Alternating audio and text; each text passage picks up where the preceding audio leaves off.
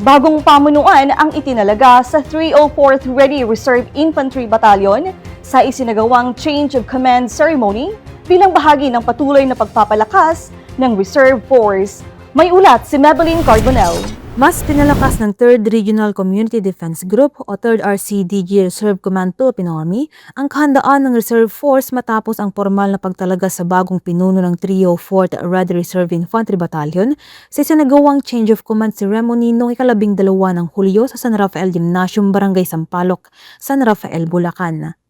Pinangunahan ni Colonel Mario Lito I. Retirva, Philippine Army, Group Commander ng 3rd RCDG, ang seremonya bilang presiding officer kung saan formal na itinalaga si Major Reynaldo E. Aragon Jr., Philippine Army Reservist, bilang bagong officer in charge ng 304th Ready Reserve Infantry Battalion. Ang pagpapalit ng pamunuan ay bahagi ng patuloy na pagpapalakas ng liderato, pagtitiyak sa tuloy-tuloy na pagpapatupad ng mandato ng batalyon sa pagsuporta sa pambansang seguridad at mga operasyon ng Philippine Army.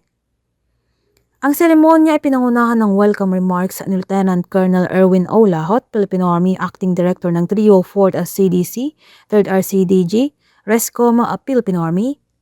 Bilang bahagi ng seremonya, binasa ni Lieutenant Colonel Geoffrey Codiamat, Philippine Army, Personnel Officer ng 3rd RCDG, ang mga kautusan kaugnay sa Assumption of Command na sinundan ng turnover of unit symbol, isang tradisyong militar na sumasagisag sa maayos na paglilipat ng otoridad, pananagutan at pamumuno sa loob ng unit. Kasabay nito, ginawaran ng Military Commendation Medal ang mga naturang opisyal bilang pagkilala sa kanyang natatanging dedikasyon, profesionalismo at mahalagang ambag sa pagpapalakas ng kakayahan at kahandaan ng Reserve Force. Sa kanyang mensahe, binigyang diin ni Colonel Retirvan ang mahusay na pamumuno, mataas na disiplina at matatag na pagkakaisa ang susi sa pagpapanatili ng isang handa, profesional at maasahang Reserve Force.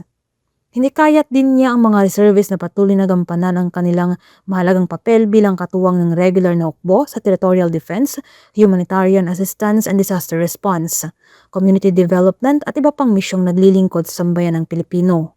Muling pinagtibay ng seremonya ang matatag na pangako ng 3rd Regional Community Defense Group na patuloy na linangin ng isang disiplinado, mahusay at mission-ready Reserve Force, isang mahalagang haligi sa pagpapatatag ng pambansang seguridad, pagtugon sa mga sakuna, pagtatanggol sa kapayapaan at kaunlaran ng bansa. Mula rito sa San Rafael, Bulacan, ako si Maybelline Carbonell, ang inyong pamilyang kaugnay para sa matatag na hukbong katihan ng Pilipinas.